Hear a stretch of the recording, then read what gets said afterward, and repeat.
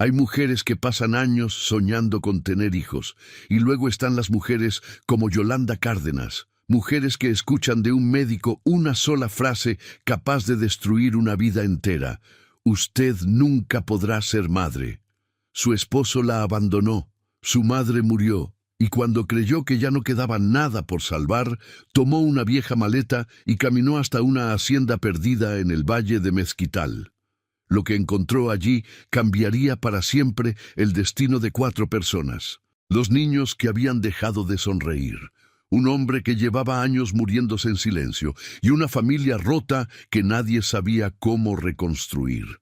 Pero hay algo que nadie le contó a Yolanda cuando llegó a la hacienda El Recuerdo. Aquella casa también escondía un cuarto cerrado. Un cuarto que llevaba 6 años esperando que alguien tuviera el valor de abrirlo. Y cuando esa puerta finalmente se abrió, ninguno volvió a ser el mismo. Antes de continuar, queremos hacerle una pregunta. ¿Alguna vez sintió que la vida le negó precisamente aquello que más deseaba? Un hijo, un amor, una familia, un sueño que parecía hecho para usted. Escriba en los comentarios: lo que perdí me hizo más fuerte. Si alguna vez tuvo que seguir adelante después de una gran pérdida. Y cuéntenos también desde qué ciudad o país nos acompaña hoy. Nos encanta saber desde dónde viajan estas historias hasta su corazón. Deje su like ahorita, suscríbase a Cuentos del Viejo Campo y active la campanita para no perderse ningún relato. Ahora acompáñenos, porque la historia de Yolanda apenas comienza.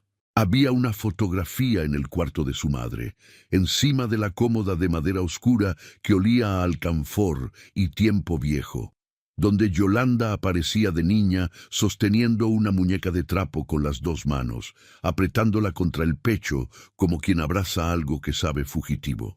Tenía quizás 5 años en esa foto, y ya entonces sus manos hacían ese gesto de proteger, de guardar, de no soltar. Su madre, Consuelo Cárdenas, costurera de profesión y de vocación, le había enseñado que las manos de una mujer dicen más que su boca. Las manos de su madre nunca estuvieron quietas, remendaban, cortaban, hilvanaban, planchaban con ese fierro de carbón que calentaba sobre el anafre y que olía a metal caliente y a trabajo honesto. Yolanda aprendió a coser antes de aprender a leer. Aprendió que una tela mal cosida se deshace, pero una tela bien cosida dura más que la persona que la hizo. Cuando tenía 19 años, conoció a Gilberto Viesca en una feria de San Marcos. Era un hombre apuesto, de bigote delgado y palabra fácil, que la miraba como si fuera lo más valioso que había visto en su vida. Se casaron al año. Yolanda entró a esa casa nueva, creyendo que por fin iba a poder hacer lo que sus manos siempre supieron hacer: construir, cuidar, sostener. Los primeros 2 años esperaron al hijo con paciencia. El tercero llegó la preocupación, el cuarto, los médicos. Una doctora en la ciudad de Pachuca le dijo las palabras con una delicadeza que de todas formas no sirvió para amortiguar el golpe. Había una condición: una incapacidad del útero para sostener un embarazo. Era probable que nunca pudiera llevar uno a término. Yolanda salió de ese consultorio y caminó 3 horas por las calles de Pachuca sin saber a dónde iba, mirando sus propias manos como si fueran las de otra persona. Gilberto la recibió con silencio esa noche. Un silencio que fue creciendo con los meses hasta convertirse en una cosa viva que ocupaba todos los cuartos de la casa. Siguieron los remedios de herbolaria que recomendaba doña Petra, la partera del barrio. Siguieron las promesas a la Virgen de Guadalupe, las velas encendidas en la iglesia, las noches de rodillas sobre el piso de mosaico frío. Siguió la humillación sorda de las cuñadas, que hablaban en voz baja cuando ella se acercaba, y de las vecinas que la miraban con esa lástima que duele más que el desprecio porque viene envuelta en amabilidad. Al 7º año, Gilberto llegó a casa un martes por la tarde con una expresión que Yolanda ya había aprendido a reconocer, aunque nunca antes la había visto en él. La expresión de alguien que ya tomó una decisión y solo viene a anunciarla. Esto no puede seguir así, dijo sin mirarla. ¿Qué cosa no puede seguir? Esto, nosotros. Yo quiero una familia, Yolanda. Quiero hijos. No puedo pasarme la vida esperando algo que tú misma sabes que no va a llegar. Ella no lloró. Eso fue lo que más le sorprendió después, que no lloró. Se quedó parada junto a la estufa con la cuchara de madera en la mano, y lo miró irse como se mira un tren que ya partió y para el cual uno no compró boleto. 3 meses después se enteró por una prima que Gilberto ya vivía con otra mujer en Ixmiquilpan, una mujer más joven, embarazada de 4 meses. Su madre murió en febrero del 62, de un infarto que se la llevó en sueños, silenciosamente, como ella había vivido. Yolanda heredó la máquina de coser, la cómoda de alcanfor y la fotografía de la niña con la muñeca de trapo. Vendió todo lo demás para pagar las deudas del entierro y se quedó en la casa vacía cosiendo encargos para las vecinas, comiendo poco, durmiendo mal, sintiendo cómo el tiempo pasaba encima de ella sin pedirle permiso.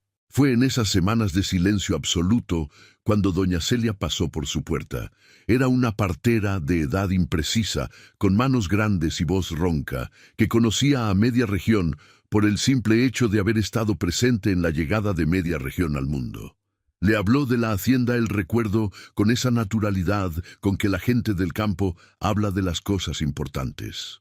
Sin énfasis, sin adorno, como quien menciona el clima. Allá por San Gabriel hay un hacendado viudo con 2 chamaquitos que andan solos. Ramón no, espérate, ¿cómo se llama? Esteban Murrieta. Perdió a su señora hace 4 años. La casa dicen que está como muerta. Los niños crecen como pueden. Yolanda escuchó sin moverse. ¿Y eso por qué me lo cuentas a mí? Doña Celia la miró con esos ojos que habían visto nacer a demasiada gente como para asustarse de nada. Porque tú tienes lo que a esa casa le falta, y esa casa tiene lo que a ti te falta. No más eso. Se fue sin decir más. Yolanda se quedó sentada hasta que oscureció.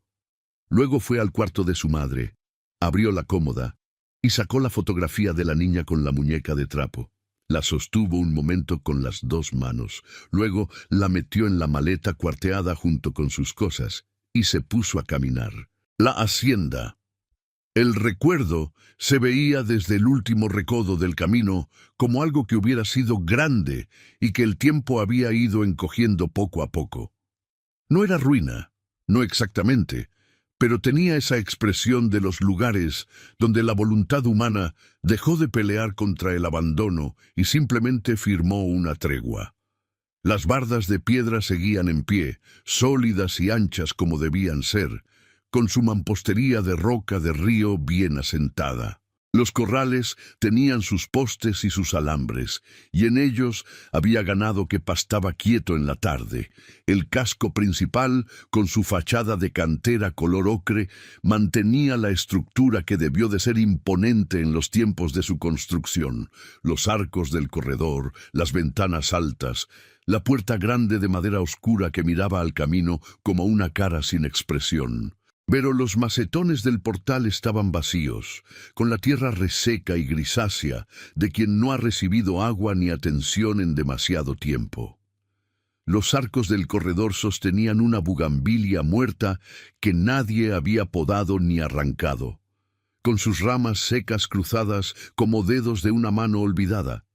Y las ventanas, con sus vidrios intactos y sus marcos de madera sin pintura, reflejaban la tarde como ojos de alguien que ya no mira hacia afuera porque adentro ya no hay nada que quiera ver. El huerto que se adivinaba detrás de la casa grande tenía sus surcos todavía reconocibles, pero cubiertos de maleza. La cocina, cuya chimenea era visible desde el portal, no echaba humo. El corredor tenía el piso barrido, pero sin encerar. Esa diferencia sutil entre un piso que alguien limpió porque era necesario y un piso que alguien limpió porque importaba. Yolanda se detuvo en la entrada del camino de acceso. Sus pies, que habían caminado 4 horas desde el pueblo, no le dolían todavía porque sus pies eran de los que duelen después, cuando uno se sienta, no durante. Sus manos sostenían la maleta con la calma de quien está acostumbrado a cargar cosas pesadas sin hacer aspaviento. Respiró el aire frío del valle de Mezquital, ese aire que sabe a encina y a tierra seca y a algo que en la región llaman el olor del campo verdadero, que es diferente al campo de los cuadros y al campo de los poemas, y que solo tienen los lugares donde la gente trabaja de verdad, y las cosas crecen de verdad, y los años pasan de verdad sobre la misma piedra. Por el portal corrieron dos sombras pequeñas. Una niña de no más de 7 años, con el cabello en 2 trenzas desiguales que alguien había hecho con prisa o con poca práctica, la miraba desde el arco con ojos enormes y una expresión que no era miedo, sino esa mezcla de curiosidad y hambre de novedad que tienen los niños que viven muy solos. Detrás de ella apareció un niño de 9, más alto, con la misma expresión seria de los adultos que aprendieron a hacerlo demasiado pronto. Yolanda los miró. Luego miró la casa. Luego volvió a mirarlos a ellos. ¿Está su papá?, preguntó con voz tranquila. La niña dio un paso hacia adelante. «Anda en el potrero», dijo. «¿Usted quién es?» «Me llamo Yolanda». «¿Y a qué viene?» Yolanda dudó un segundo. Luego dijo la verdad, que era la única cosa que sabía decir bien. «A ver si me necesitan». Esteban Murrieta llegó del potrero cuando el sol ya empezaba a aplanarse sobre las colinas del valle de Mezquital, con las botas llenas de barro y el sombrero echado atrás, con el gesto cansado de quien lleva muchas horas trabajando solo. Tiburcio Chavero lo seguía 2 pasos atrás, como siempre, con esa lealtad silenciosa de los hombres que llevan 20 años siendo indispensables sin que nadie se los agradezca suficientemente. Vio a la mujer sentada en el borde del portal, con la maleta a sus pies, hablando en voz baja con Amparo, que tenía la cabeza apoyada cerca del hombro de ella, como si ya la conociera de antes. Lorenzo estaba parado a 3 metros, con los brazos cruzados y la expresión de quien observa sin dejarse observar. Esteban se detuvo. «¿Quién es usted?», preguntó, y su voz no tenía hostilidad, pero tampoco bienvenida. Era la voz de un hombre que aprendió a ser directo, porque los rodeos le costaban demasiado. La mujer se puso de pie sin apresurarse. Lo miró, y Esteban notó, sin saber muy bien por qué, que esa mirada no tenía nada de la súplica que suele tener la gente que llega pidiendo trabajo. Era una mirada tranquila, casi horizontal, como la de alguien que no viene a pedir, sino a ofrecer. «Sus hijos no tienen madre», dijo ella, «y yo no tengo hijos. Aquí estoy». Hubo un silencio. Tiburcio, detrás de Esteban, carraspeó levemente. Esteban miró a sus hijos, miró a la mujer, miró la maleta cuarteada sobre el piso de piedra del portal. «¿De dónde viene?» «De San Marcos. Vine caminando desde San Gabriel». «¿Tiene familia?» «No». «¿Sabe cocinar?» «Sé hacer muchas cosas». Otro silencio. El viento movió las ramas secas de la bugambilia muerta sobre el arco. Amparo miraba a su padre con esa expresión que los niños tienen cuando quieren algo y saben que no deben pedirlo en voz alta. Esteban se quitó el sombrero, se pasó la mano por el cabello. «Hay un cuarto en el ala norte», dijo al fin. «Tiburcio se lo muestra. Mañana vemos». Y entró a la casa sin decir más. Tiburcio la llevó al cuarto, que era pequeño y limpio, con una cama de latón y una silla de madera junto a la ventana. Cuando la dejó allí y fue a cerrar la puerta, se detuvo un momento. «El patrón es buen hombre», dijo el capataz, «solo que lleva mucho tiempo cargando solo». Yolanda lo miró. «¿Cuánto tiempo?» 4 años desde que murió la señora Graciela, y 2 años antes perdieron un bebé». Tiburcio hizo una pausa larga. «Desde entonces hay un cuarto en el ala sur que no se abre. No más eso le digo». Y cerró la puerta. Yolanda se quedó de pie en el centro del cuarto pequeño. Miró sus propias manos, Luego sacó la maleta, la abrió sobre la cama y comenzó a desdoblar sus cosas con el mismo cuidado con que se desdoblan los primeros días de un lugar que uno no sabe todavía si va a ser el suyo.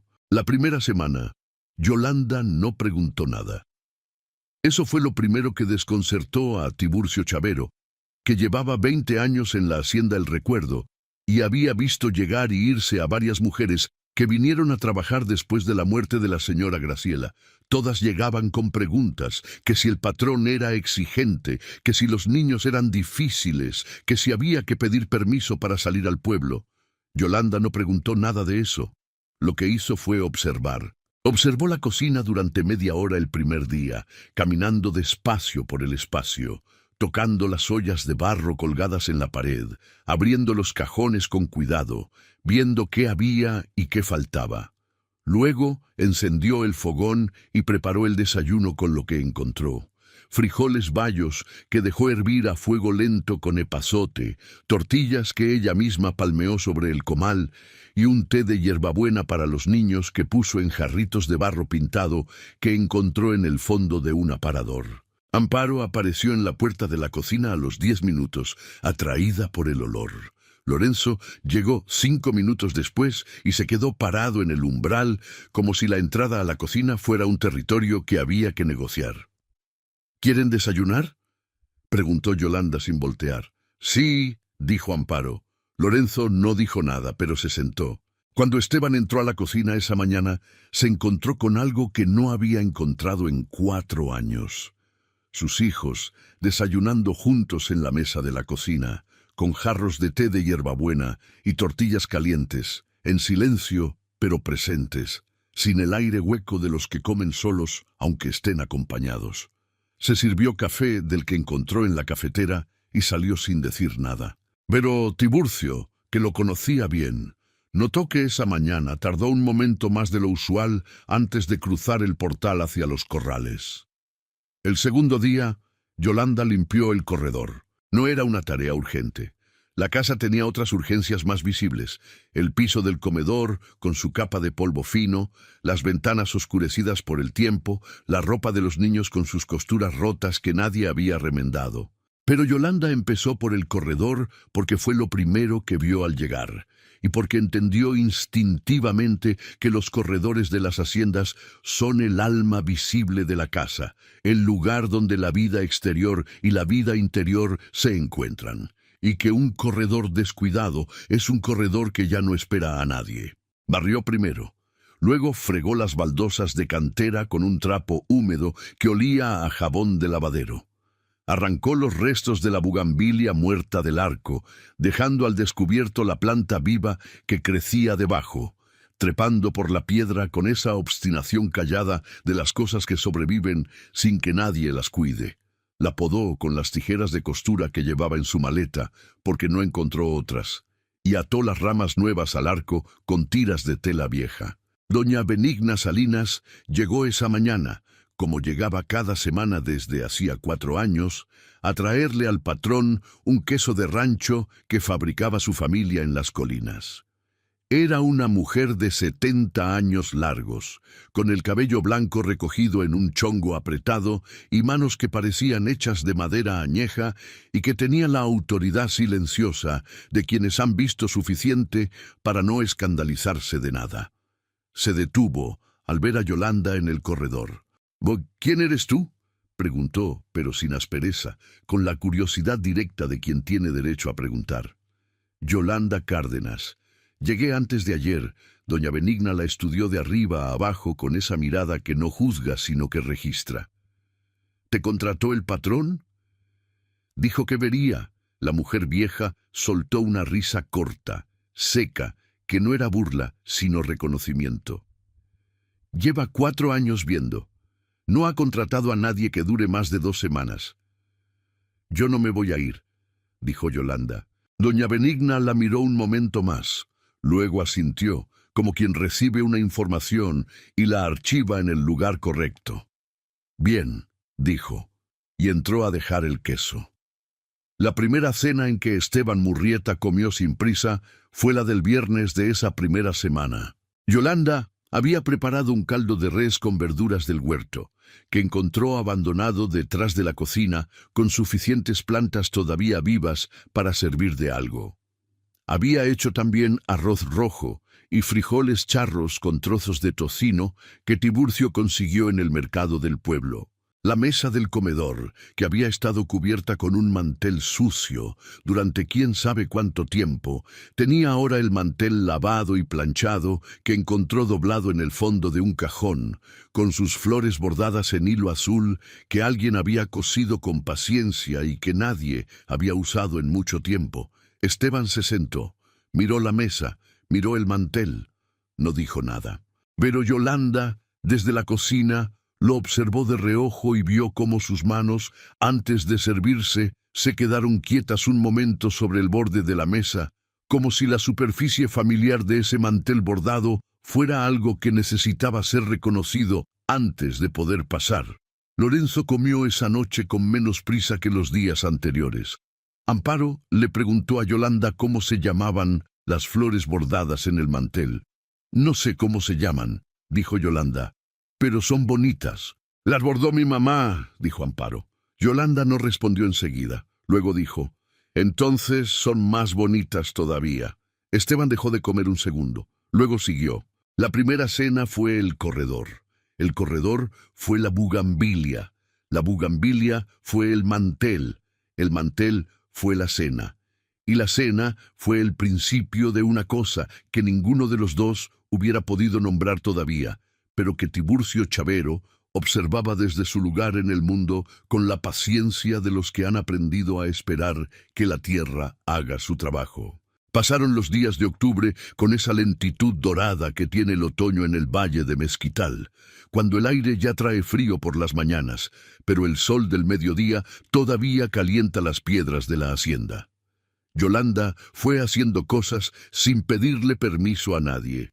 Plantó geranios en los macetones vacíos del portal que compró en el mercado de San Gabriel con el primer dinero que Esteban le dejó sobre la mesa de la cocina sin decir para qué era. Remendó la ropa de los niños con la misma meticulosidad con que su madre le había enseñado, dejando costuras tan bien hechas que la tela parecía nueva.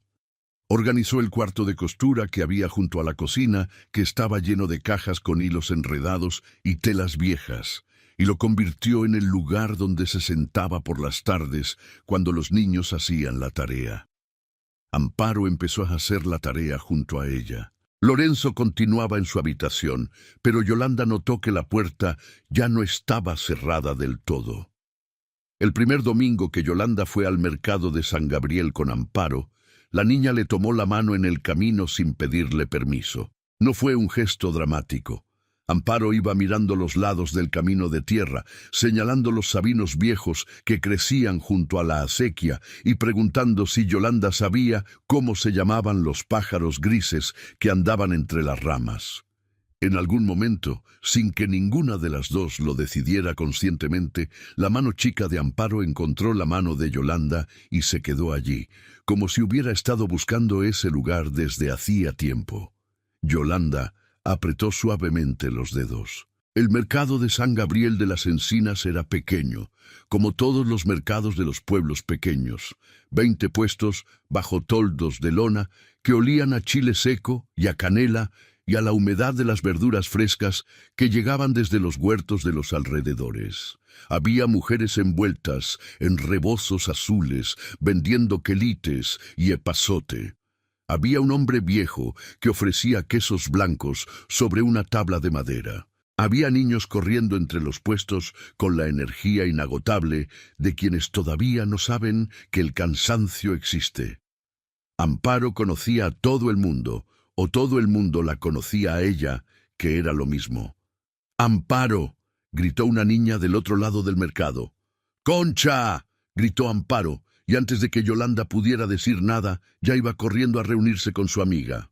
Yolanda la vio irse y se quedó parada en el borde del mercado, con la canasta en el brazo y esa calma que tenía siempre para mirar el mundo antes de entrar en él.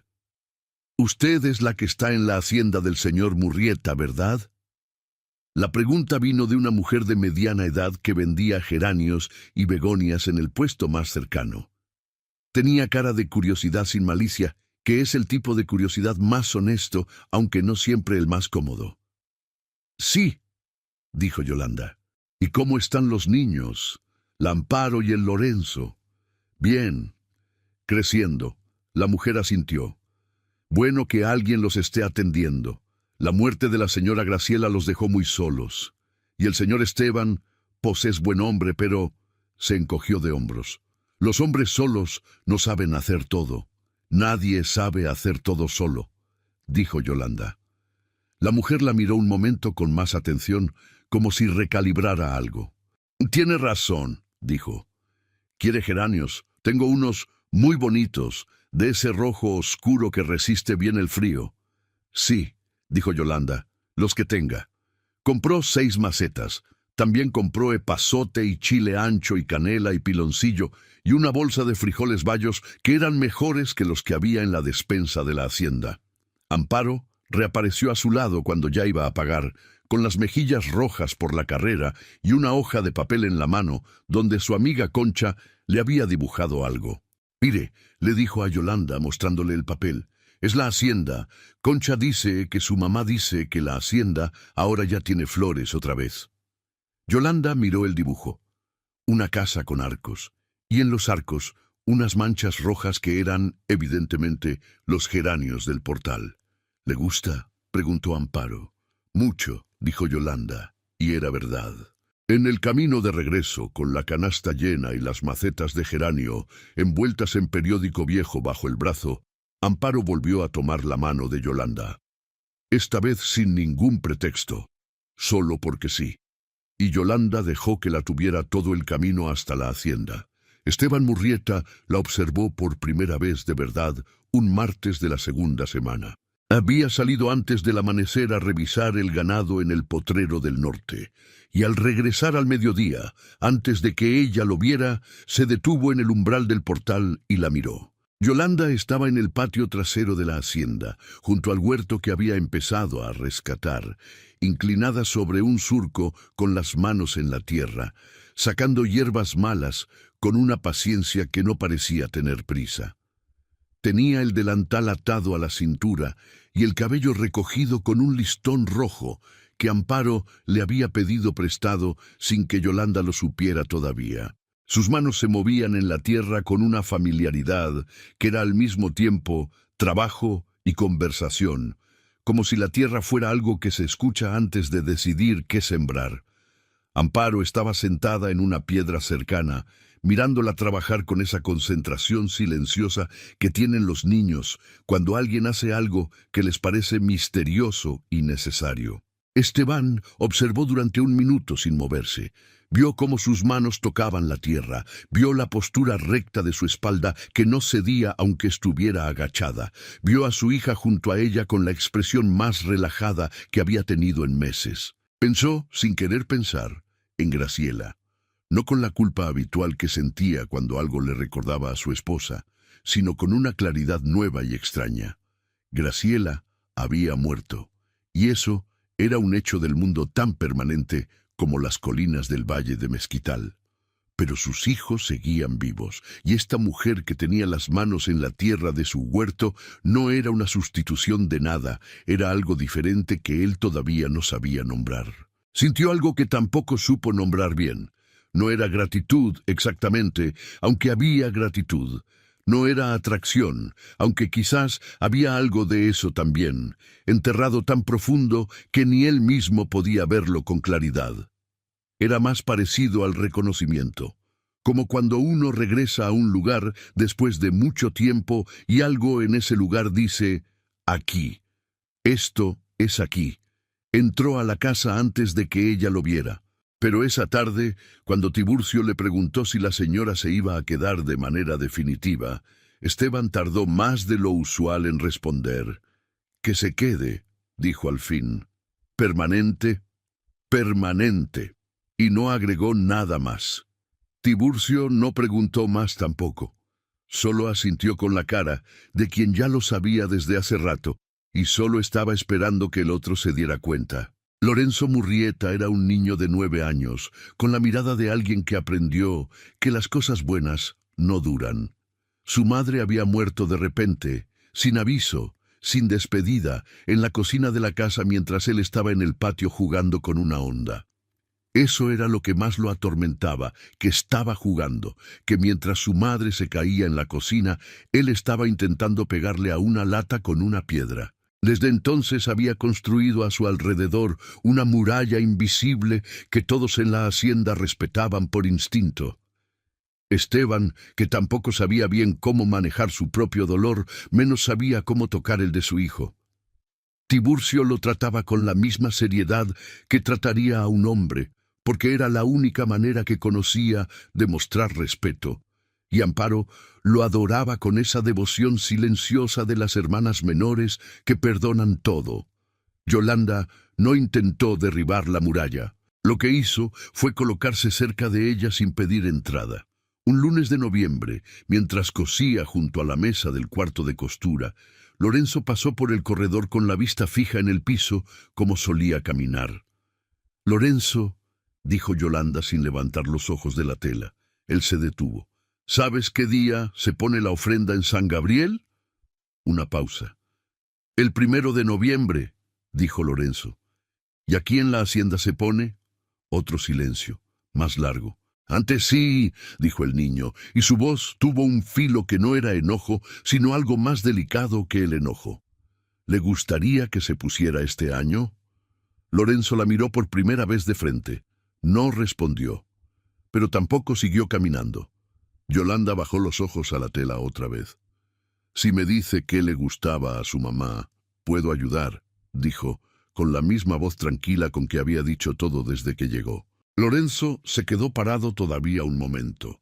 Luego se acercó despacio al umbral del cuarto de costura y se sentó en el borde de la silla que estaba junto a la puerta.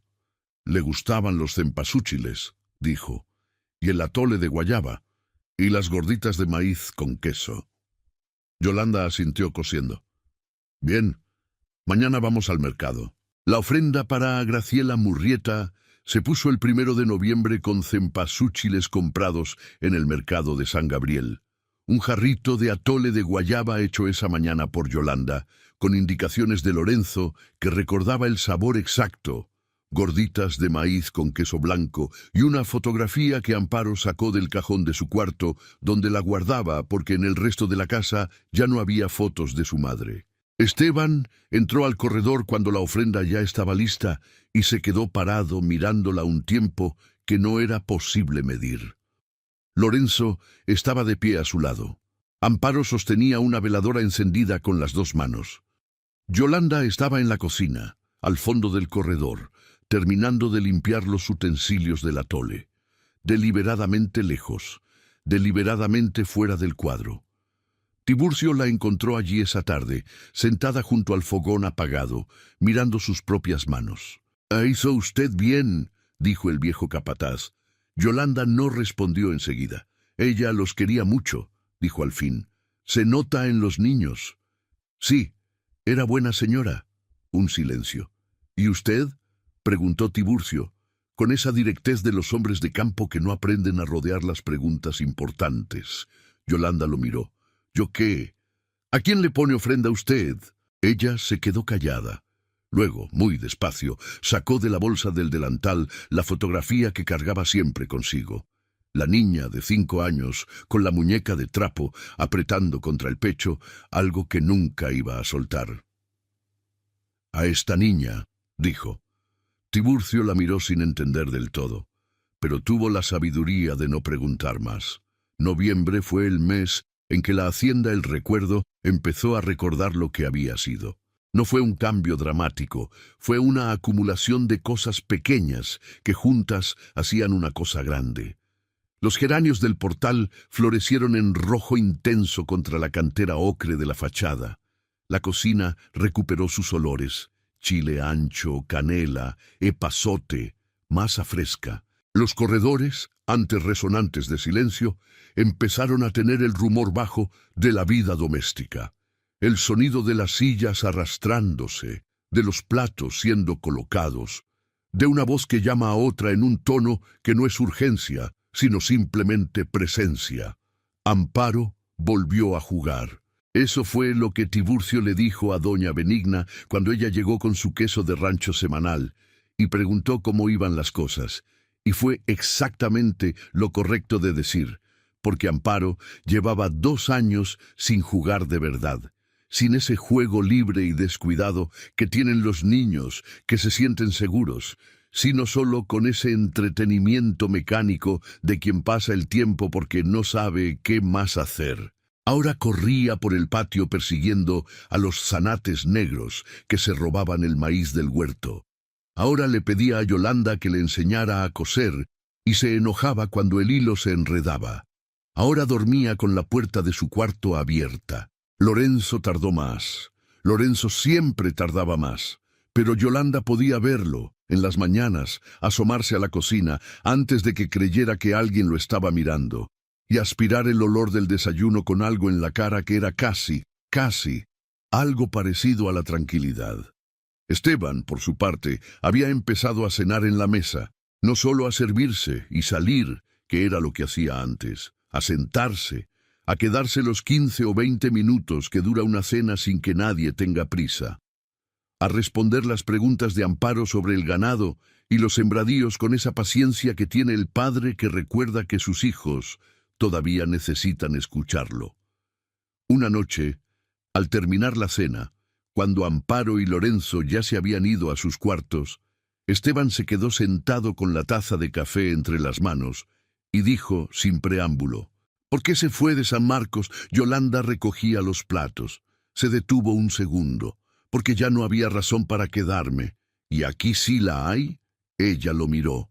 Esteban sostuvo la mirada con esa fijeza de los hombres que preguntan en serio y esperan respuesta en serio.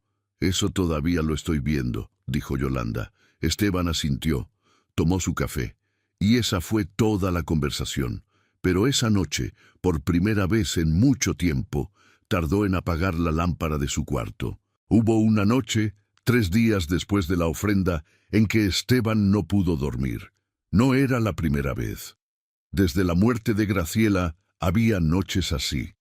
Noches en que el silencio de la hacienda se volvía demasiado denso, demasiado cargado de presencias ausentes, y él terminaba sentado en el corredor con un cigarro que a veces encendía y a veces solo sostenía entre los dedos sin llegar a encenderlo, mirando el cielo del altiplano que en noviembre tiene esa claridad fría de los cielos que no tienen nubes que los suavicen.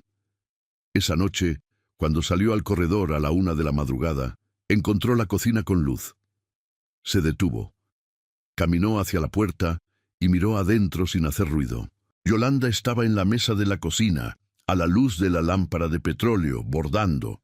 No era ropa de los niños, no el tipo de costura que uno hace deprisa para entregar. Era un bordado, algo pequeño y delicado que sus dedos manejaban con paciencia de quien no tiene prisa, llevando la aguja hacia adelante y hacia atrás, por una tela blanca, con esa concentración de quien hace algo que importa más que dormir. Esteban la miró un momento desde la puerta. Ella no lo había visto. Había algo en esa imagen que lo detuvo más de lo que esperaba. La mujer sola a la 1 de la madrugada, en una cocina que no era la suya y que sin embargo ella había hecho suya con el simple acto de estar allí sin que nadie se lo pidiera, trabajando en algo que nadie le había encargado, con la misma tranquilidad con que hace su trabajo la gente que tiene el trabajo adentro y no afuera. «¿No puede dormir?», dijo ella sin levantar la vista. Esteban se sorprendió. Se preguntó desde cuándo lo sabía. «No», dijo. «Pase, hay café en la cafetera». Él entró. Se sirvió café. Se sentó al otro extremo de la mesa, que era bastante larga como para que los dos cupieran sin estorbarse. La miró coser un momento. «¿Qué está haciendo?» «Un mantel para la mesa del comedor. El que hay está ya muy desgastado en el centro». Hizo una pausa y añadió: «Si no le molesta». «No me molesta». Silencio. El sonido de la aguja entrando y saliendo de la tela. El sonido del café siendo bebido a sorbos lentos. Afuera, un tecolote en algún sabino lejano. La hacienda dormida y tranquila alrededor de los dos. «¿Siempre cosía de noche?», preguntó Esteban. «Desde chica. Mi madre también. Cuando no alcanzaba el dinero, cosíamos de noche para entregar más encargos. Era lo que había. Su madre era costurera, de oficio y de vocación, las dos cosas juntas. ¿Y su padre? Se fue cuando yo tenía 4 años. Dijo esto sin amargura, como quien da un dato del clima. No lo conocí. ¿Y su madre sola la sacó adelante? A mí y a mi hermana pequeña, que murió de fiebre a los 6 años. Una pausa breve. Sí, sola. Una pausa más larga. ¿Y era buena mujer? Yolanda levantó los ojos del bordado por primera vez. Lo miró con esa mirada que él ya había aprendido a reconocer, directa, sin adornos, sin la capa de cortesía que la gente pone encima de lo que de verdad siente. La mejor que conozco, dijo. No tenía nada y sin embargo nunca se quejó. Cosía y decía que mientras las manos trabajaran, la vida seguía teniendo para dónde ir. Esteban asintió despacio. A Graciela también la extraño todos los días, dijo al cabo de un momento. Era la primera vez que lo decía en voz alta desde hacía cuánto tiempo, quizás desde el velorio, quizás desde antes, porque los hombres de su tipo aprendían a guardar esas cosas en un lugar donde no estorbaran el trabajo de los días.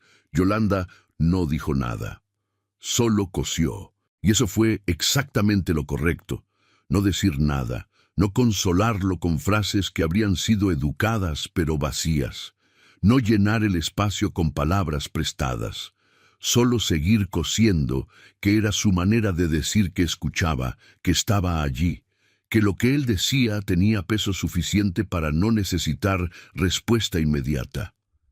Los niños se parecen a ella, dijo Esteban después de un tiempo. Lorenzo tiene su manera de caminar. Amparo tiene sus ojos. Ya lo noté. ¿Lo notó? Las cosas que guardamos de los que se van no siempre son las que elegimos. Muchas veces son las que ellos nos dieron sin que ninguno lo supiera. Esteban miró el café que sostenía entre las manos, oscuro, quieto, reflejando la llama de la lámpara en su superficie. Cuando llegó usted, dijo, sin levantar los ojos, pensé que duraría una semana. Igual que las otras. ¿Y ahora? Ahora pienso que usted sabía exactamente a dónde venía. Yolanda lo consideró un momento. No sabía. Vine porque no tenía a dónde más ir. Eso es diferente. ¿Y ahora? Ella bajó la vista al bordado. Ahora vine porque aquí es donde quiero estar. Esteban no respondió, pero tomó su café con un gesto más pausado, como alguien que acaba de recibir algo y necesita un momento para sostenerlo bien. Se quedaron así hasta las 2 de la madrugada, él con su café, ella con su bordado, el tecolote afuera y el silencio de la hacienda a su alrededor, como algo vivo y quieto que los incluía a los dos. Cuando Esteban se levantó para irse a dormir, dijo, «Gracias». «Por el café», dijo Yolanda. «Por el café», confirmó él, y salió. Pero los dos sabían que no era solo por el café. Amparo Murrieta tenía 7 años y la capacidad infinita que tienen los niños chicos para hacer preguntas que los adultos llevan años sin hacerse. Un sábado de noviembre, mientras Yolanda le enseñaba a dar los primeros puntadas en una tela de manta, Amparo levantó los ojos de su costura imperfecta y llena de tropiezos y dijo, con esa naturalidad que hace que las preguntas importantes suenen como preguntas sobre el tiempo: «Yolanda, usted quería tener hijos». Yolanda no se detuvo. Siguió cosiendo durante 2 o 3 puntadas antes de responder. «Sí», dijo, «mucho». «¿Y por qué no tiene?» «Porque no pudo ser». Amparo frunció el ceño, mirando su puntada torcida. «¿Le da tristeza?» «A veces. Ya no tanto como antes». La niña rehizo la puntada con más cuidado esta vez. «Mi mamá decía que cuando algo no se puede, hay que encontrar para qué sirve el espacio que deja». Yolanda levantó los ojos. ¿Eso decía? «Sí. Cuando el perro de Lorenzo se murió y Lorenzo lloró mucho, ella le dijo eso». Una pausa. «¿Usted cree que es verdad?» Yolanda miró la tela que tenía en las manos. Luego miró a la niña. Luego Miró el cuarto de costura con su orden tranquilo, sus telas dobladas, la lámpara encendida, aunque no era de noche todavía porque el cielo de noviembre oscurecía temprano. «Creo que sí», dijo. «¿Y usted encontró para qué sirve el espacio?». Una pregunta de 7 años que tenía la profundidad de 70. Yolanda sonrió. Fue una sonrisa pequeña, sin exageración, del tipo que aparece cuando uno reconoce una verdad que estaba ahí esperando ser nombrada. «Sí», dijo. «Creo que sí». Amparo asintió con seriedad, como si archivara la respuesta en algún lugar importante, y volvió a su puntada torcida con renovada determinación. El cuarto de costura olía a tela nueva y a petróleo de lámpara, y afuera los geranios del portal balanceaban sus flores rojas contra la piedra ocre de la hacienda con ese gesto lento de las cosas que simplemente viven, sin más ambición que esa. El gesto pequeño ocurrió un jueves de la segunda semana de noviembre, cuando el frío ya empezaba a bajar desde la sierra con esa puntualidad que tiene el invierno en el altiplano hidalguense.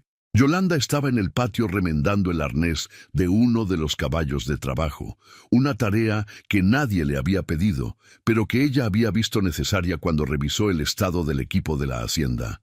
Tenía aguja e hilo encerado, y sus manos trabajaban el cuero grueso con la misma seguridad con que habrían trabajado cualquier tela. Esteban se acercó desde los corrales, vio lo que hacía, y sin decir palabra se detuvo junto a ella.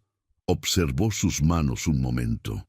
«Déjeme», dijo y extendió la mano. «No para quitarle el trabajo, para ayudar, para sostener el cuero del otro lado mientras ella cosía, porque la tarea era más fácil con 4 manos que con 2. Yolanda le pasó su extremo del arnés sin preguntar. Trabajaron en silencio durante quizás 20 minutos. Las manos de él, grandes y callosas de años de trabajo en el campo, sostenían el cuero firme. Las manos de ella, de dedos largos y movimientos precisos, llevaban la aguja con una regularidad que era casi música. En un momento, cuando Yolanda jaló el hilo con fuerza para apretar la costura, sus nudillos rozaron los de él por un instante.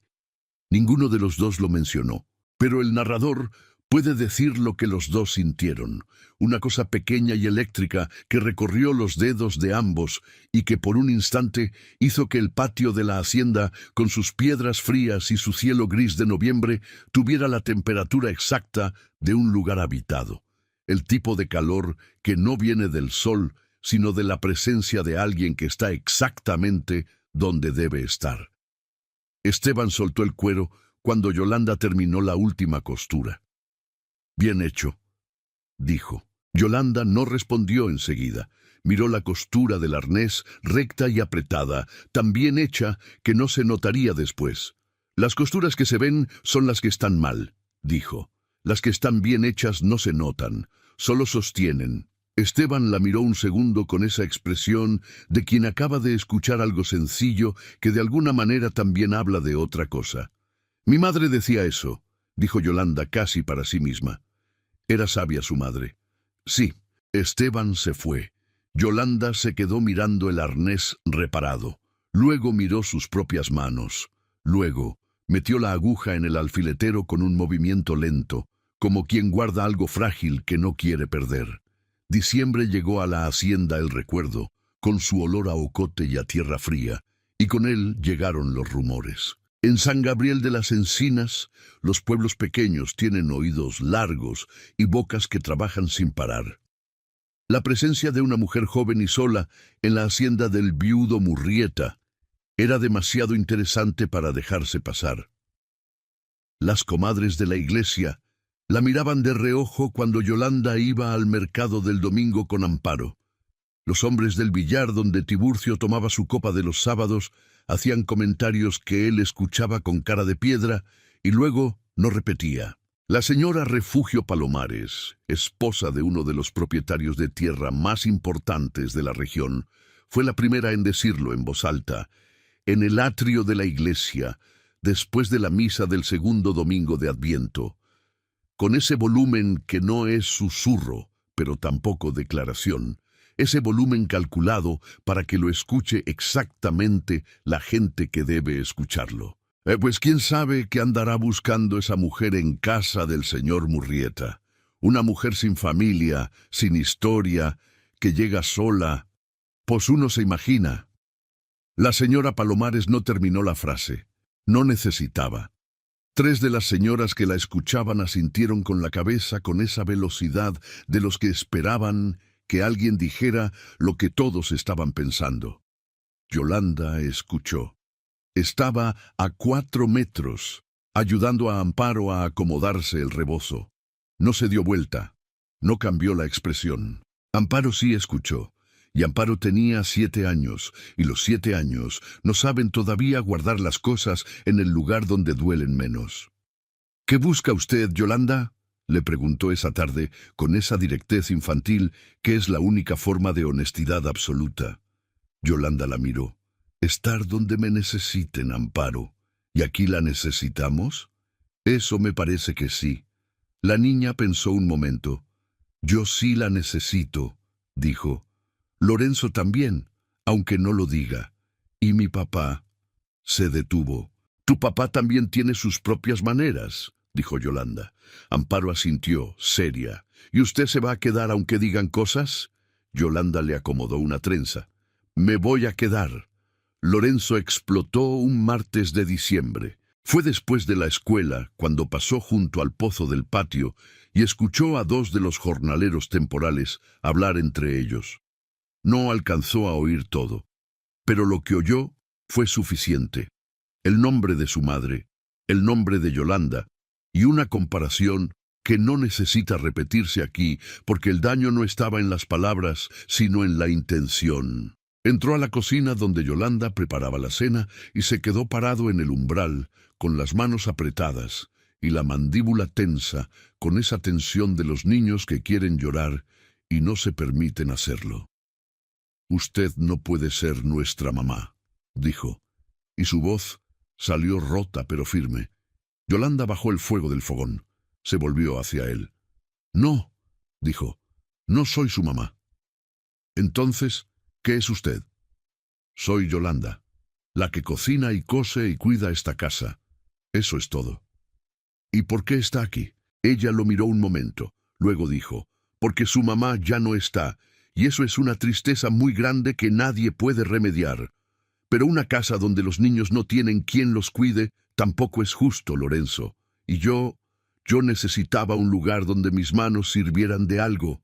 El niño apretó más las manos, sus ojos brillaban. ¿Y si nosotros no la queremos aquí? Entonces me voy. Silencio. ¿De verdad se iría? De verdad.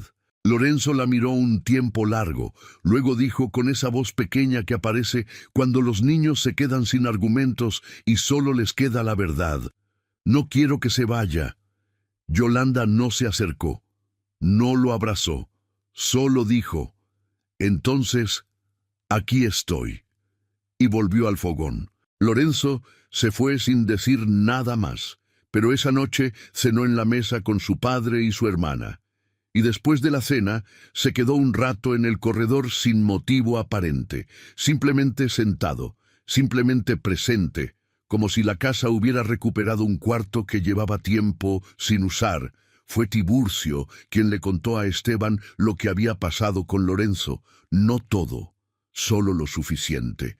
Los hombres del campo no necesitan mucho para entenderse. Esteban lo escuchó sin interrumpir, con la vista en el potrero donde el ganado pastaba en la tarde fría de diciembre. Luego se quedó callado un rato. ¿Dónde está ella?, preguntó. En el cuarto de costura. Esteban fue. Se detuvo en el umbral sin entrar. Yolanda cosía a la luz de la lámpara de petróleo, con esa concentración absoluta que tenía cuando trabajaba, esa manera de estar completamente presente en lo que hacían sus manos. Lorenzo me contó lo que le dijo Esteban. Yolanda levantó los ojos. ¿Le molestó? No. Pausa. ¿Fue verdad? ¿Qué parte? La que dijo que estaba aquí porque sus manos necesitaban servir de algo. Yolanda lo miró un momento. Sí, dijo. Fue verdad. Esteban asintió. Miró el cuarto un segundo, las telas dobladas, el orden que ella había construido de la nada. Los de San Gabriel van a hablar, dijo. Ya hablan. ¿Le importa? Yolanda bajó los ojos a la costura. Lo que me importa está dentro de esta hacienda, dijo. Esteban no respondió, pero tampoco se fue enseguida. Se quedó parado en el umbral unos segundos más. En ese silencio, que no es incomodidad, sino la presencia de dos personas que ya no necesitan llenar el espacio con palabras innecesarias. Luego se fue, y Yolanda cosió hasta que la lámpara empezó a parpadear. Fue en la tercera semana de diciembre cuando Crisóforo Viesca apareció en San Gabriel de las Encinas. Llegó en un camión desde Ixmiquilpan, con un sombrero nuevo y una camisa de cuadros que no era la ropa de quien viene a trabajar, sino la ropa de quien viene a impresionar. Tenía el bigote más grueso que cuando Yolanda lo conoció, y una manera de moverse por el pueblo que insinuaba familiaridad con lugares a los que en realidad no pertenecía. Lo que lo había traído hasta allí era simple. Alguien en Ixmiquilpan le había dicho que su exmujer estaba viviendo en la hacienda El Recuerdo, trabajando para Esteban Murrieta, y que Murrieta era uno de los hacendados más solventes de la región. Las matemáticas eran sencillas, incluso para Crisóforo, que nunca había sido un hombre de grandes cálculos, pero sí de grandes oportunidades.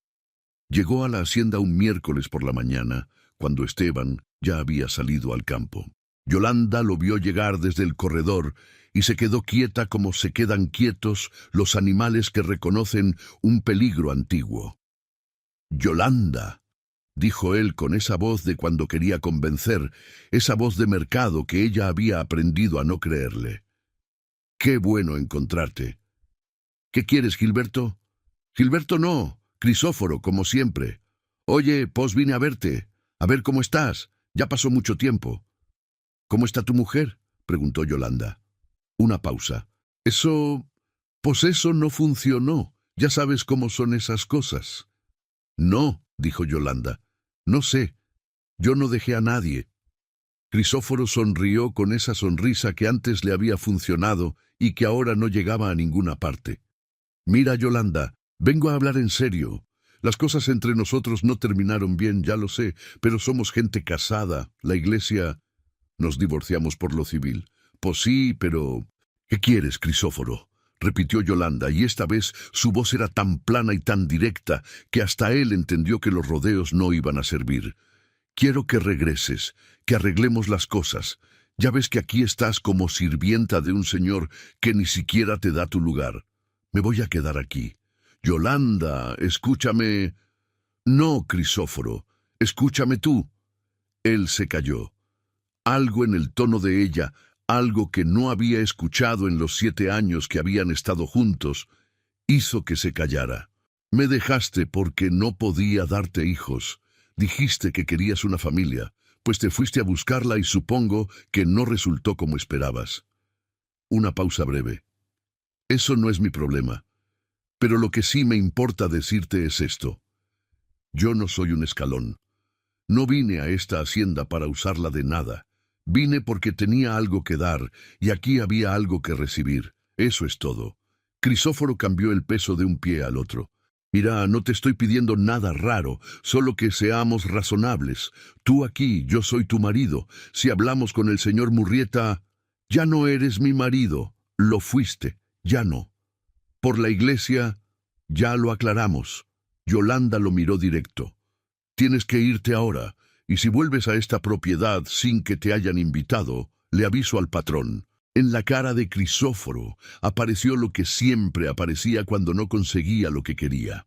Una expresión que quería parecer dignidad ofendida, pero que en realidad era cálculo frustrado. Mucho más honesto que el amor, aunque mucho menos presentable. «Ya veo cómo está la cosa», dijo. «Sí», dijo Yolanda. «Ya ves». Y se dio vuelta hacia la cocina. Crisóforo se fue. Pero Yolanda sabía, con esa certeza que se aprende cuando se ha vivido con alguien demasiado tiempo y lo has visto perder y no aceptarlo, que no se iba a ir así de fácil. Tenía razón. Crisóforo pasó los días siguientes en el pueblo, bebiendo en la cantina del señor Agripino, hablando con quien quisiera escucharlo, construyendo con palabras una versión de Yolanda que no era ella pero que tenía suficientes detalles reales para sonar creíble, que había llegado a la hacienda con propósitos que no eran trabajo, que era una mujer sin honor que había abandonado a su marido, que había dejado a su familia en San Marcos para venirse a buscar un hombre rico, que el hacendado Murrieta, con sus hijos y su luto y su bondad de hombre, que no sospecha de nadie, merecía saber con quién estaba tratando antes de que fuera demasiado tarde. Era el tipo de historia que los pueblos pequeños consumen con facilidad, porque tiene la arquitectura perfecta de lo que la gente quiere creer. Una mujer ambiciosa, un viudo vulnerable, unos niños que no pueden defenderse solos. Cada elemento encajaba con la desconfianza que los pueblos sienten hacia lo que viene de fuera y no saben bien cómo clasificar. Los rumores que ya existían tuvieron de repente una fuente con nombre y apellido y una narrativa coherente. Y cuando Esteban bajó al pueblo el viernes a surtir la lista de provisiones, escuchó su propio nombre en 2 conversaciones distintas antes de llegar a la tienda de abarrotes. La primera fue un grupo de hombres junto al billar que se callaron cuando él pasó, que era la manera de los hombres de pueblo de decir que lo estaban discutiendo. La segunda fue más directa. El señor Abundio Palomares, que era pariente de la señora Refugio, y tenía la costumbre de meterse en asuntos ajenos con la convicción de estar haciendo un bien, se le acercó en la tienda con un gesto de preocupación que no era preocupación sino curiosidad con ropa de preocupación. Señor Murrieta, no quiero meterme donde no me llaman, pero hay cosas que uno debe saber sobre las personas que tiene en su casa. Gracias, Abundio, dijo Esteban, sin dejar de revisar su lista de provisiones. Es que el marido de esa mujer está aquí en el pueblo y dice que... Gracias, Abundio, repitió Esteban, y esta vez lo miró directamente.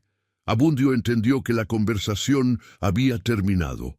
Tiburcio se enteró de todo antes que él y le contó esa misma tarde en el portal de la hacienda, con la precisión concisa de los mensajeros que no adornan lo que dicen. Esteban escuchó sin interrumpir. Su cara no cambió, pero sus manos, que sostenían el sombrero, lo apretaron lentamente hasta que el ala se dobló. ¿Ella sabe que él anda por el pueblo? Sí, vino aquí el miércoles, mientras usted estaba en el potrero. ¿Y ella qué hizo? Lo mandó, un silencio. Bien, dijo Esteban, y entró a la casa. Había un cuarto al fondo del ala sur de la hacienda El Recuerdo que nadie abría. Todos en la hacienda lo sabían. Tiburcio lo sabía. Doña Benigna lo sabía. Los niños lo sabían aunque nunca les habían explicado por qué estaba cerrado. Porque hay cosas que los niños aprenden sin que nadie se las diga. La puerta era de madera oscura con un picaporte de hierro forjado que nadie había tocado en 4 años. Y frente a esa puerta, el corredor tenía siempre ese silencio particular de los lugares que guardan algo demasiado pesado para moverse. Yolanda lo había visto desde el primer día. Lo había visto y había entendido con esa intuición de quien conoce el peso del luto que había cosas en esa hacienda que no era ella quien tenía que tocar. Pero una tarde de diciembre, cuando los niños ya dormían y Tiburcio había cerrado los corrales, encontró a Esteban parado frente a esa puerta, no haciendo nada, solo parado. De espaldas a ella, con la mano apoyada en el marco de madera sin llegar al picaporte, con esa postura de quien lleva mucho tiempo tratando de tomar una decisión y no termina de tomarla. Yolanda se detuvo al fondo del corredor. No se acercó. ¿Qué había en ese cuarto?, preguntó en voz baja. Esteban no se volvió.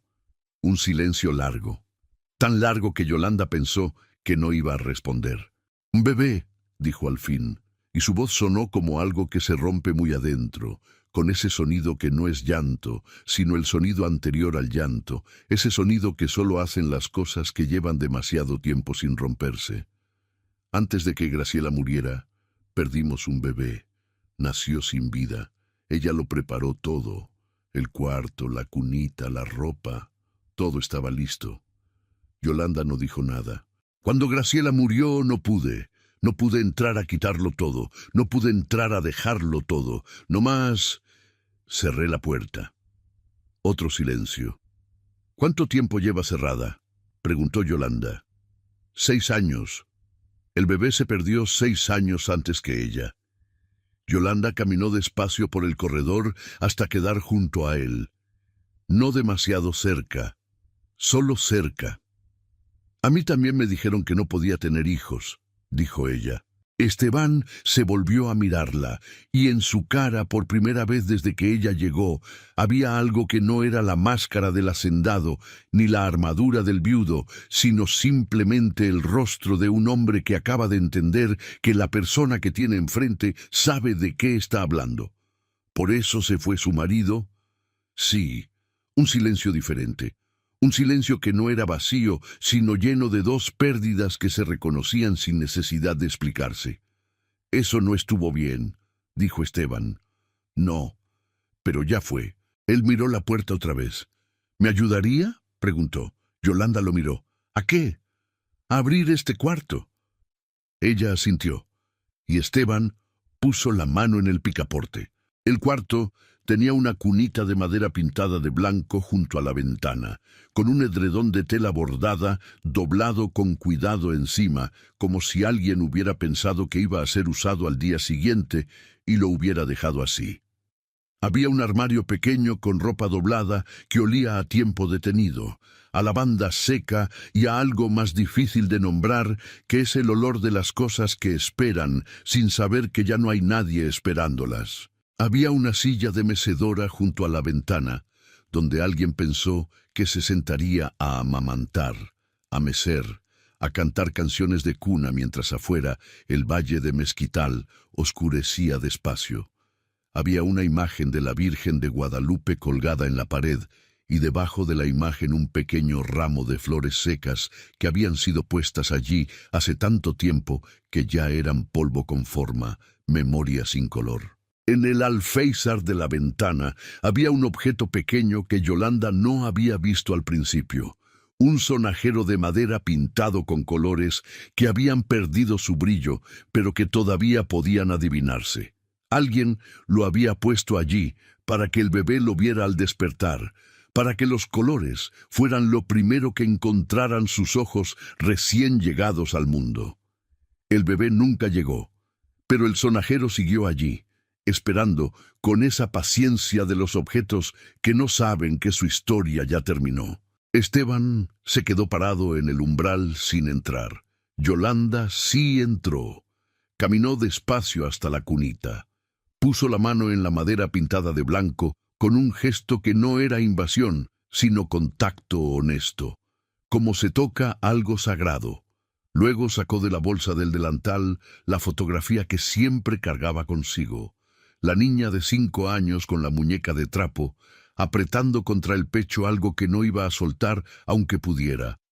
La puso sobre el edredón doblado de la cunita junto a la madera blanca. Esteban la vio hacer eso y no dijo nada. Yolanda tomó el sonajero del alféizar, lo sostuvo un momento en las manos, sintiendo el peso ligero de la madera, los colores desvanecidos bajo sus dedos. Luego lo volvió a poner exactamente donde estaba. Se volvió hacia él. «Esta niña soy yo», dijo señalando la fotografía. «La que nunca tuvo hijos, la que llegó aquí buscando lo que no tenía porque no había a dónde más buscar». Su voz no temblaba. Hablaba con la misma calma de siempre, pero en esa calma había ahora algo abierto que antes estaba cerrado, una puerta que ella misma acababa de decidir abrir. «No voy a reemplazar a Graciela. No voy a reemplazar al bebé que perdieron.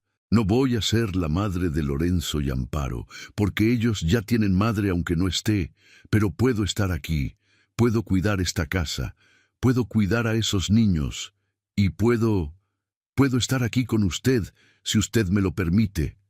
Esteban la miró durante un tiempo que no se puede medir con reloj. Sus ojos recorrieron el cuarto, la cunita blanca, el armario cerrado, la mecedora junto a la ventana, el sonajero en el alféizar, todo lo que habría sido y no fue. todo el amor que Graciela había guardado en ese cuarto que nunca tuvo a quien dárselo. Luego entró al cuarto. Se sentó en la mecedora junto a la ventana, en ese lugar que Graciela había preparado para mecerse con un hijo que no llegó, y desde donde había mirado el mismo valle que ahora él miraba, el mismo cielo de diciembre que ahora él miraba, con la diferencia de que ella ya no estaba y él sí, y que esa diferencia lo pesaba de una manera que nunca había dejado de pesar, aunque a veces la llevara tan adentro que parecía que no estaba. Apoyó los codos en las rodillas, se quedó mirando la cunita blanca con la fotografía encima, y lloró, sin ruido, sin aspaviento, con esa manera de llorar de los hombres que lo han guardado demasiado tiempo, casi idéntica a no llorar, salvo por las manos que se aprietan y se abren, y se aprietan otra vez buscando algo que sostener, salvo por los hombros que tiemblan levísimamente, una sola vez, como si un viento muy pequeño pasara por adentro y sacudiera algo que llevaba años sin moverse. Yolanda se sentó en el piso junto a la mecedora.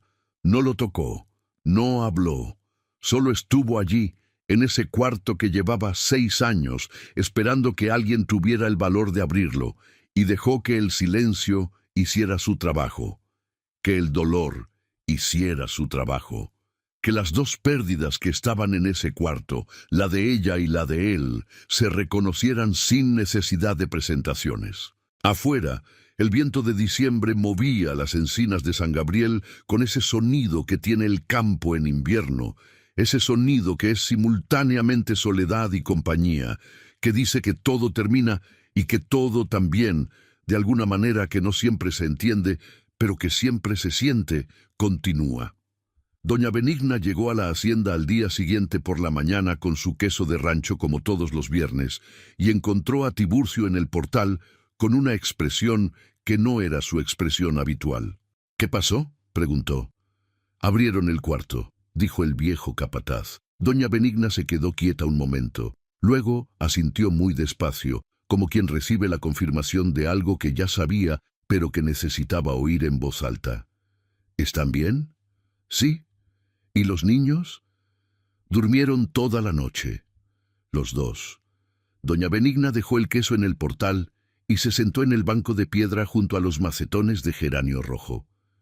Ya era hora, dijo, y no dijo más. Crisóforo Viesca cometió el error de volver a la hacienda un sábado por la mañana. Esta vez no estaba solo.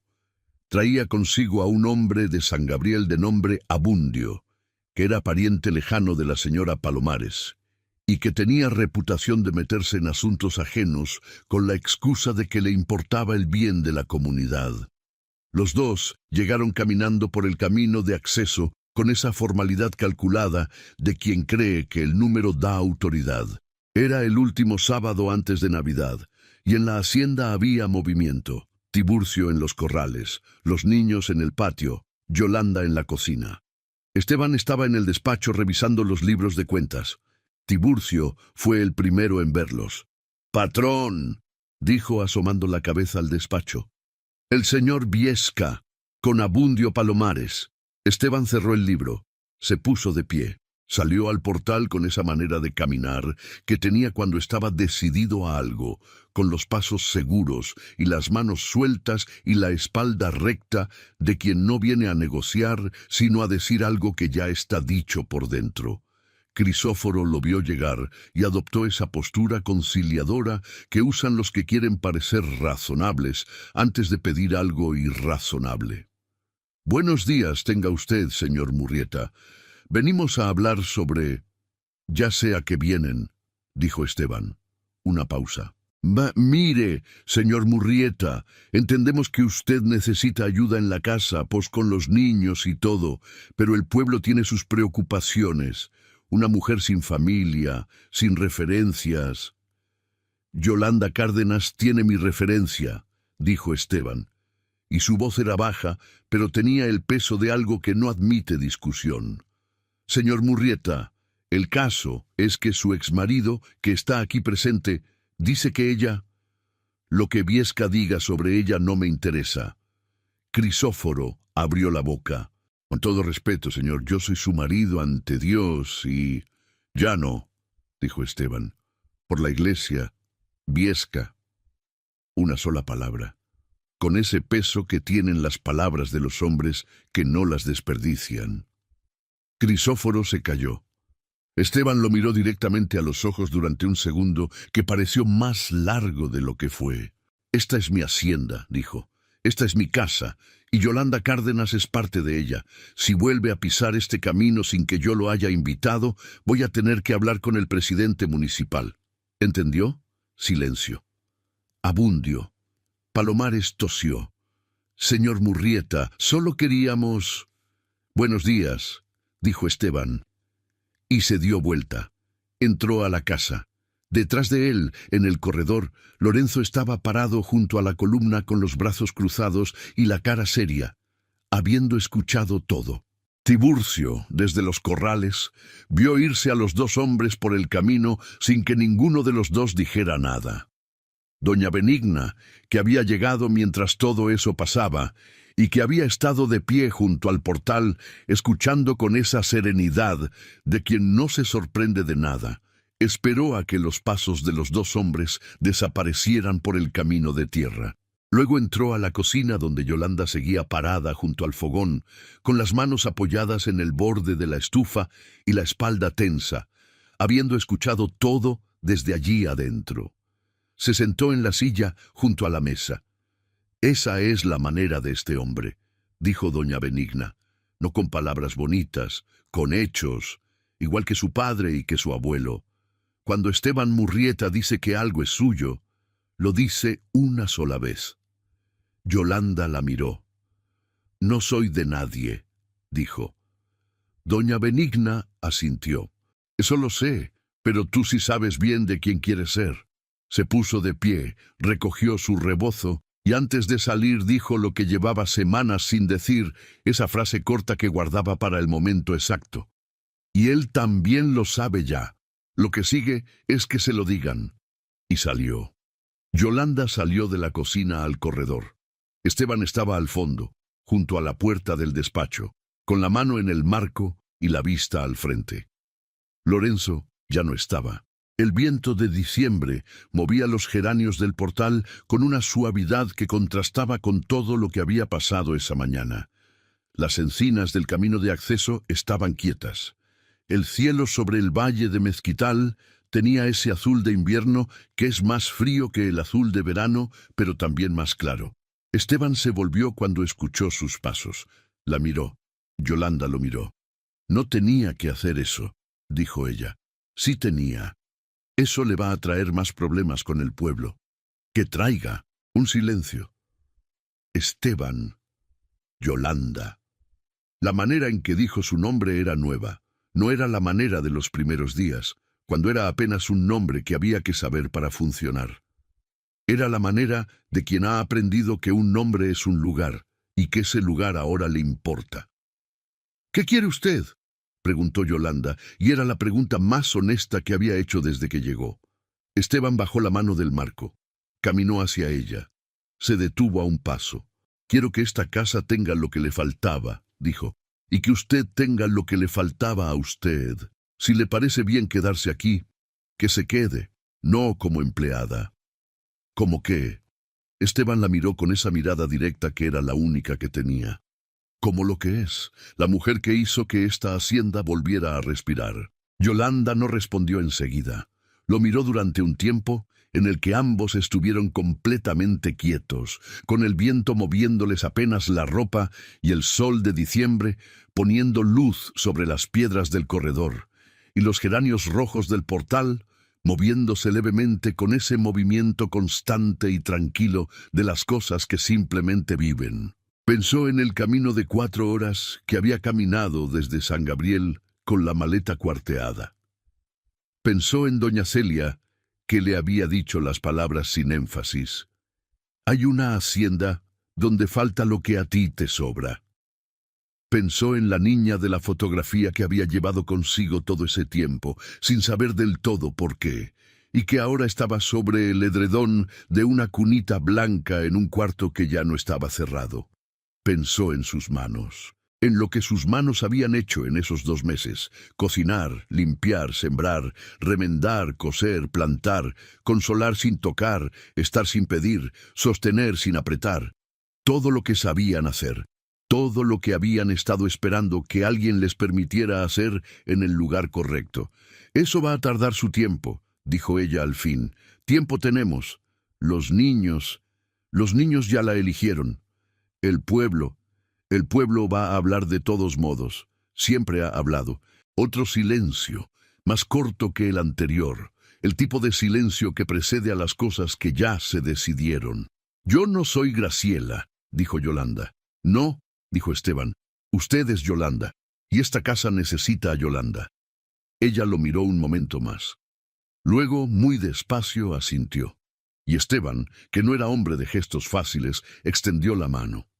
Yolanda la tomó, y se quedaron así, de pie en el corredor de la hacienda El Recuerdo, con las manos juntas y el valle de Mezquital abierto ante ellos, y las encinas de San Gabriel moviendo sus ramas en el viento de diciembre, mirando el mismo horizonte sin decir nada más. Las piedras del corredor olían a tierra fría y a ocote lejano. Los geranios del portal eran rojos contra el ocre de la cantera. En algún cuarto de la hacienda, Amparo canturreaba algo sin letra definida, esa música que hacen los niños cuando no saben que alguien los escucha y están simplemente contentos. Ya estaba todo dicho. Lo que quedaba era el tiempo, que es la única cosa que no se apresura y que tampoco se detiene, y que esa tarde en el corredor de la hacienda El Recuerdo caminaba exactamente a la velocidad correcta. Lorenzo encontró a Yolanda esa tarde, sentada en el banco de piedra del portal, mirando el camino por donde se habían ido Crisóforo y Abundio. Se sentó junto a ella sin que nadie se lo pidiera. Estuvieron callados un rato. «¿Se va a quedar de verdad?», preguntó Lorenzo. «De verdad». El niño asintió. Luego dijo, con esa manera directa que tenía y que se parecía tanto a la de su padre: «Mi mamá hubiera estado de acuerdo». Yolanda lo miró. «¿Usted la conoció bien?». «Sí. Era buena. Era de las que hacen las cosas sin hacer ruido». Yolanda sonrió. «Como las buenas costuras», dijo. Lorenzo la miró sin entender. «Mi mamá me enseñó que las costuras que se ven son las que están mal hechas. Las que están bien hechas no se notan. Solo sostienen». El niño pensó en eso un momento. Luego, por primera vez desde que Yolanda había llegado a la hacienda, Lorenzo Murrieta sonrió. Era una sonrisa pequeña, todavía cautelosa, todavía a medio camino entre el niño que fue y el niño que estaba aprendiendo a ser de nuevo. Pero era una sonrisa. La Navidad de 1962 fue la primera Navidad en 4 años en que la hacienda El Recuerdo tuvo nacimiento. Lo hicieron entre todos. Amparo puso las figuras con una seriedad ceremonial que hacía querer reírse y no reírse al mismo tiempo, colocando a los pastores exactamente donde ella consideraba que debían estar, y discutiendo con Lorenzo la posición del buey, que según ella debía estar más cerca del pesebre, y según Lorenzo ya estaba bien donde estaba. Lorenzo cedió a medias, que era su manera de ceder. Amparo quedó satisfecha, que era su manera de ganar. Lorenzo colocó al niño Dios con las manos tan cuidadosas que parecía que sostenía algo que podría romperse si lo hacía mal. Lo puso en el pesebre y se quedó mirándolo un momento con una expresión que Yolanda, desde la cocina, observó de reojo y reconoció. Era la expresión de alguien que está depositando algo importante en un lugar seguro. Esteban clavó los pinos de adorno en el corredor con Tiburcio, sin decir mucho, con el martillo y los clavos que siempre habían estado en la caja de herramientas del cuarto de enseres y que nadie había usado en 4 años para ese propósito. El olor a pino fresco llenó el corredor con una contundencia que no pedía permiso. Simplemente estaba, igual que estaban siempre las cosas que pertenecen a un lugar. Y Yolanda hizo buñuelos y ponche de guayaba con tejocotes y canela que llenaron la cocina de un olor que se metía por todos los cuartos de la casa como algo que hubiera estado esperando permiso para entrar. Hizo también tamales de rajas con queso, porque Lorenzo le había dicho que esos eran los que más le habían gustado siempre en las Navidades de antes, y porque ella nunca olvidaba lo que alguien le decía sobre lo que le gustaba. Doña Benigna llegó con su familia esa noche, con su nuera y sus 3 nietos, que corrían por los corredores con esa energía de los niños que saben que esa noche no hay reglas iguales que las de todos los días. Tiburcio trajo a su hermana del pueblo, que venía cada año desde la muerte de la señora Graciela porque le parecía que el capataz no debía pasar las fiestas solo. Esta vez la hermana llegó y encontró la hacienda con olor a ponche y con el corredor adornado y con niños corriendo, y se quedó parada en el portal un momento antes de entrar, con una expresión que era simple y directa: alivio. Hubo mesa larga, hubo ruido de voces, hubo risa de niños corriendo por el corredor con los zanates negros del patio que se habían metido a curiosear, espantados y reincidentes, entre los pies de los invitados.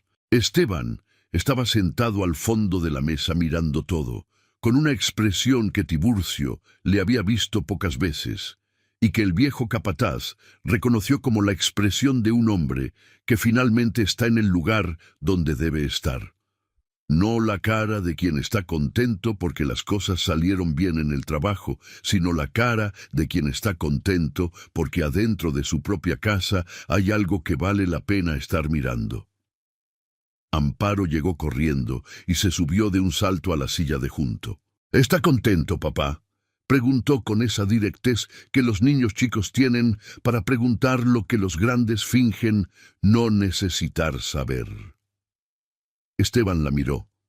Luego miró la mesa larga con sus invitados y el corredor adornado con pino y la imagen del nacimiento al fondo con sus veladoras encendidas. Sí, dijo, y era verdad. No la verdad educada de quien dice lo correcto, sino la verdad simple de quien finalmente tiene una respuesta honesta a una pregunta que llevaba tiempo sin poder contestar. Estoy contento. Amparo asintió con la satisfacción enorme de quien acaba de resolver algo importante y se fue corriendo de nuevo. Al otro lado de la mesa, Yolanda sostenía un buñuelo recién hecho y hablaba con la hermana de Tiburcio sobre las distintas maneras de hacer el ponche, si con más piloncillo o con menos, si la guayaba debe hervir desde el principio o agregarse al final. Sus manos se movían mientras hablaba, con ese gesto que Esteban había aprendido a reconocer en los 2 meses que llevaba mirándola. Las manos que explican, que trazan formas en el aire, que son parte del lenguaje de Yolanda tanto como sus palabras. La miró durante un momento. Ella levantó los ojos como si sintiera la mirada. Lo encontró mirándola. No hubo señal especial, no hubo gesto que el cine reservaría para los grandes momentos, ningún sonido que subiera, ninguna cámara que se acercara. Solo una mirada que duró lo que duran las cosas que ya no necesitan explicarse. Lo suficiente para que ambos supieran que el otro estaba ahí y que estar ahí era suficiente. Luego, los dos volvieron a lo que estaban haciendo. La noche de Navidad en la hacienda. El recuerdo siguió con su ponche, con su nacimiento iluminado por veladoras que parpadeaban suavemente en el corredor, con los niños corriendo y el ganado quieto en los corrales y el valle de Mezquital oscuro y frío y perfecto bajo el cielo de diciembre lleno de estrellas. Yolanda lavó los últimos platos cuando ya todos se habían ido, cuando la casa había vuelto a ese silencio que ya no era el silencio vacío de antes, sino el silencio lleno de los lugares donde alguien duerme. Secó las manos en el delantal, apagó el fogón. Se quedó un momento parada en la cocina oscura, escuchando la casa respirar. El corredor tenía todavía el olor a pino. La cocina olía a canela y a guayaba. En algún cuarto al fondo, Amparo dormía con la puerta abierta. En otro cuarto, Lorenzo dormía con la expresión que tienen los niños cuando finalmente se sueltan. La expresión de quien no está esperando nada malo. Y la hacienda el recuerdo, que había sido por 4 años un lugar donde el tiempo se había detenido sobre el peso de una pérdida demasiado grande para moverse, respiraba. Tiburcio Chavero apagó las últimas veladoras del nacimiento a la medianoche, como hacía todos los años cuando la hacienda todavía tenía gente que pusiera nacimientos. Recorrió el corredor despacio, apagando una por una las llamas que parpadeaban en sus pequeños vasos de vidrio de colores, con esa calma que tienen los hombres que han hecho lo mismo tantas veces que sus manos ya saben el camino sin que los ojos tengan que guiarlas. Se detuvo frente al nacimiento cuando llegó a la última veladora. La imagen del niño Dios en el pesebre, los pastores en sus lugares decididos por amparo con autoridad que no admitía negociación. El buey en la posición de compromiso que los hermanos habían negociado esa tarde. Los cempasúchiles secos que habían sobrado de la ofrenda de Día de Muertos y que Yolanda había puesto en un jarrón junto al nacimiento, mezclando el naranja seco con el verde fresco del pino, porque dijo que los que se habían ido también merecían estar en la fiesta. Tiburcio estuvo un momento mirando todo eso. Luego apagó la última veladora. El corredor quedó en oscuridad, pero no en silencio. La hacienda tenía sus ruidos nocturnos de siempre, el ganado quieto en los corrales, el viento en las encinas del camino de acceso, el tecolote que había vuelto al Sabino del patio norte después de años de ausencia, como si algo en la hacienda le hubiera dicho que ya era seguro regresar. Tiburcio salió al patio. Miró el cielo de diciembre lleno de estrellas, ese cielo del altiplano hidalguense que en las noches claras se ve tan cerca que parece que podría tocarse. Pensó en la señora Graciela, que era lo que pensaba siempre en esta fecha. La pensó bien, como se piensa a los muertos que merecen pensarse bien, sin el peso de la culpa ni el peso de la falta, sino simplemente como lo que fueron y lo que dieron mientras estuvieron. Y luego pensó en esta Navidad. Había flores en los macetones del portal. Había olor a ponche y a buñuelos en la cocina apagada. Había 2 niños que habían cenado con hambre y con risa. Y había un hombre que esa noche, Tiburcio lo sabía con la certeza de los que conocen bien a las personas que respetan, iba a apagar la lámpara de su cuarto sin el peso que había cargado en las últimas 4 Navidades. El viejo capataz metió las manos en los bolsillos. «Qué bueno que llegó», dijo en voz baja, para nadie en particular. Y se fue a dormir. Las encinas de San Gabriel de las Encinas movieron sus ramas en el viento de diciembre con ese sonido que tienen las cosas que llevan mucho tiempo en el mundo y saben, sin que nadie se los haya explicado, que el tiempo siempre encuentra la manera de llenar lo que estaba vacío. Si esta historia llegó hasta algo que usted guarda adentro, dele las gracias a esas personas que un día llegaron sin aviso y sin permiso y sin explicación, y que sin embargo resultaron ser exactamente lo que faltaba. A veces la vida no manda avisos, solo manda personas. Deje su like si esta historia lo tocó donde debía. Suscríbase a Cuentos del Viejo Campo y active la campanita para no perderse ningún relato de los que importan. Cuéntenos en los comentarios, ¿alguna vez llegó usted a un lugar o a una vida que no era la suya y sin embargo encontró allí lo que nunca esperó encontrar?